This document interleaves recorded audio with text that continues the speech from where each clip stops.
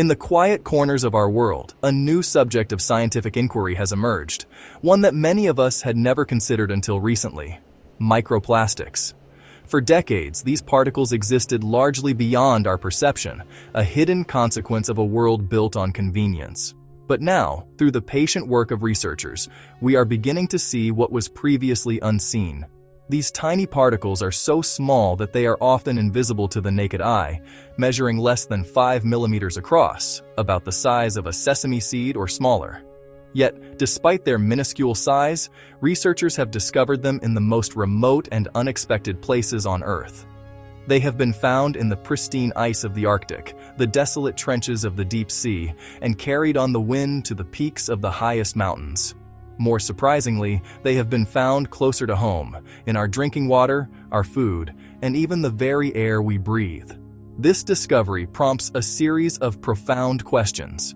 So what exactly are microplastics? How did they become so widespread?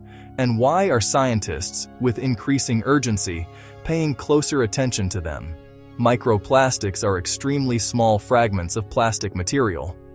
To understand their origins, scientists categorize them into two main types: primary and secondary. Primary microplastics are those that were intentionally manufactured to be small. Think of the tiny plastic pellets, known as nurdles, that serve as the raw material for nearly all our plastic products. Or consider the microbeads once common in personal care products like face scrubs and toothpaste.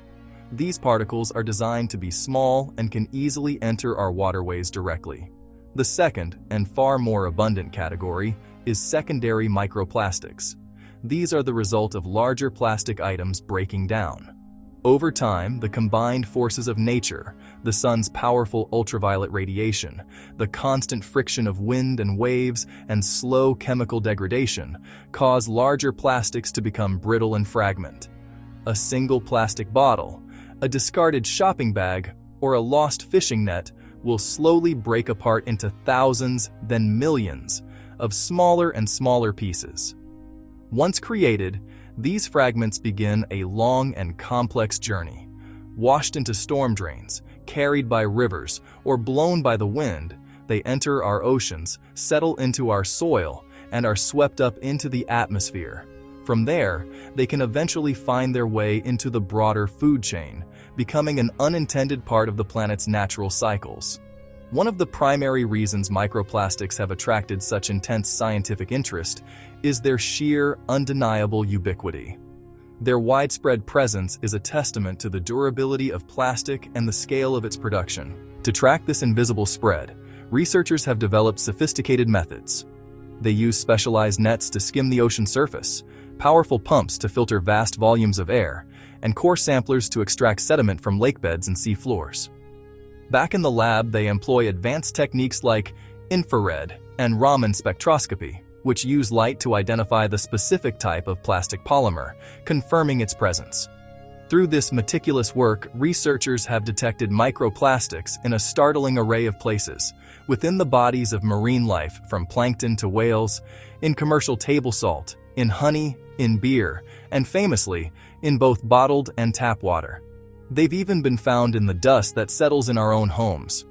Because global plastic production has increased exponentially over the past several decades, from just a few million tons in the 1950s to over 400 million tons today, scientists are now racing to understand how these persistent particles circulate through our planet's interconnected ecosystems. Another critical area of research involves understanding how microplastics behave in the environment and interact with other substances. These particles are not passive travelers. They are active participants in their surroundings. Their journey is influenced by their size, shape, and density. Some, like polyethylene, are less dense than water and float on the surface, while others, like PVC, are denser and sink to the sediment below.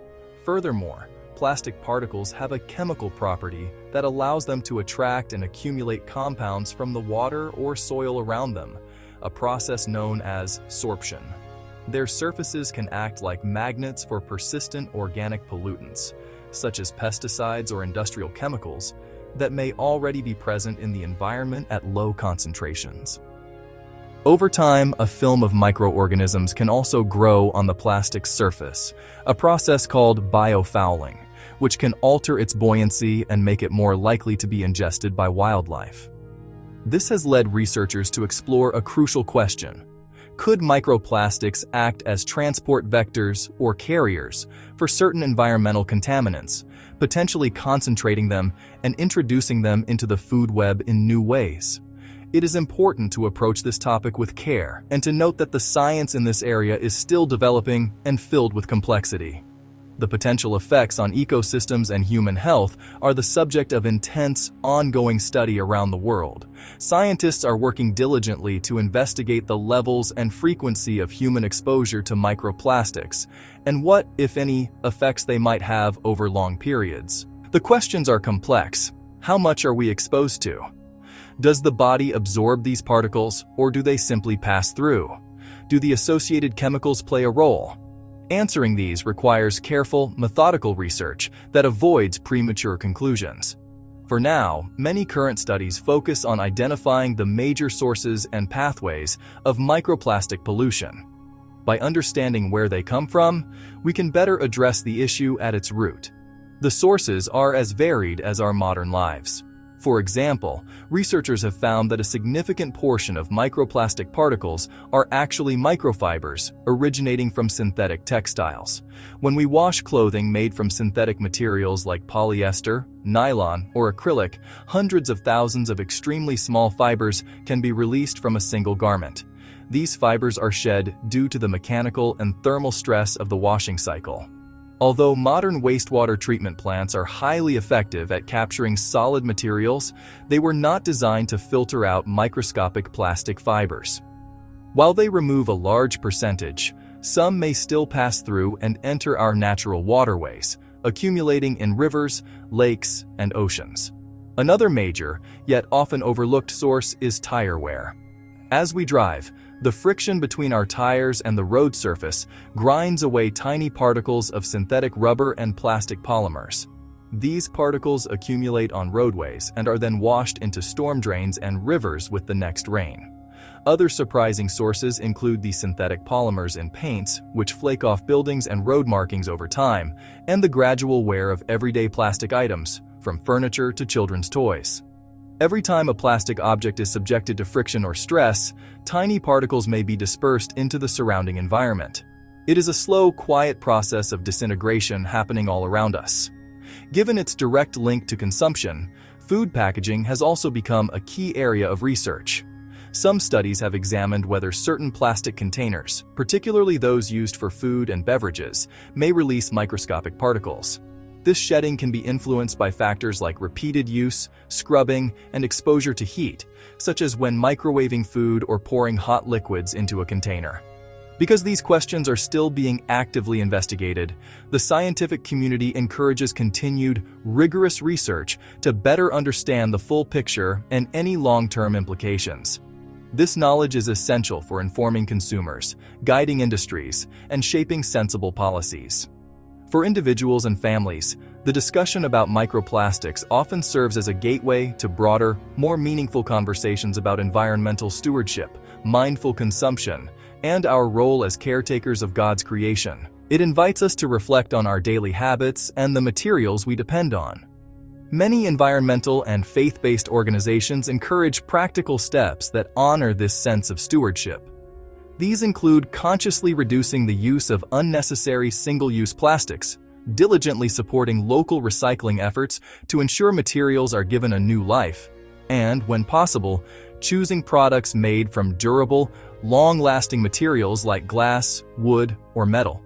At the same time, it is helpful to approach this issue with a spirit of wisdom and patience, remembering that scientific knowledge evolves over time. What we know today is a snapshot, a single frame in a much longer film of discovery. As research expands, scientists gain a clearer and more nuanced understanding of our planet's complex environmental systems and how human activity interacts with them. This is a process of revelation, guided by curiosity and a commitment to truth. Encouragingly, the growth in public awareness about plastics has spurred a wave of positive action. It has led to increased innovation in material science, With companies developing new forms of compostable and biodegradable packaging, it has driven investment in advanced recycling technologies that can handle more types of plastic more efficiently, and it has inspired community-led environmental protection efforts, from local cleanups to advocacy for better waste management infrastructure. For many people of faith, learning about an issue like microplastics is not a cause for fear, but an invitation to become more informed and engaged stewards of the world around us. It is an opportunity to apply timeless principles of care and responsibility to a modern challenge. Understanding how the materials we create move through the ecosystems God has entrusted to us helps individuals and communities make thoughtful, prayerful decisions about consumption, waste management, and our collective environmental responsibility. It is about honoring the Creator by caring for His creation. The story of microplastics is still unfolding, written day by day in laboratories and field sites across the globe. Researchers continue to explore how these particles travel through our water, our soil, and our food systems, patiently assembling the pieces of a vast and intricate puzzle. And as new discoveries emerge, they will not bring cause for alarm, but rather provide the wisdom needed to guide our future conversations about sustainability, environmental health, and the sacred duty of responsible resource use for generations to come. As we conclude our journey today, we are left with a profound sense of responsibility. The challenge of microplastics is not just a scientific issue, it is a spiritual one, calling us to be better stewards of the beautiful world God has entrusted to us. Every small action, guided by faith and a love for creation, can ripple outwards to create waves of change. We are not alone in this endeavor. We are a community united in purpose. If this message spoke to your heart or opened your eyes, please take a moment to like this video, share it with someone who needs to hear it, and subscribe to our channel for more truth-filled, spirit-led content. Your engagement helps this message reach a wider audience, fostering a global community committed to positive action. Together, we can be a voice for the voiceless, a light in the darkness, and a force for good in this broken world. Let us move forward with hope and determination, knowing that our collective efforts honor our Creator. Thank you for watching. God bless you, and we'll see you in the next video.